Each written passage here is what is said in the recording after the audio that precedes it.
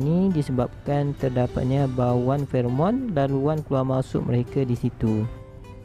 So alhamdulillah sahabat, nampak itu adalah kehadiran ratu muda warna oranye keemasan, di mana ratu muda ini mula bertelur. Kalau dapat lihat telur mudanya tidak begitu banyak lagi. So alhamdulillah stabil lah.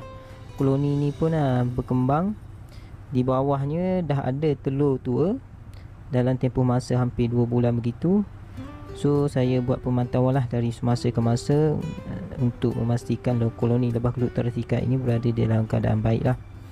Itu dia sahabat. Manakala ini adalah koloni induk yang saya buat penggandaan koloni lebah kelut Torasika.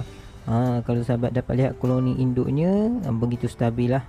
So koloni induk ni saya telah membuat penggandaan koloni 2 kali sahabat. Yang pertama saya telah mengalami kegagalan. So yang kedua ini kelihatan ada sinar dan mungkinlah berhasil insya-Allah. Kalau cuaca baik, tiada halangan, tiada gangguan, insya-Allah koloni lebah kelut Torasika yang saya buat penggandaan koloni itu stabil lah nanti.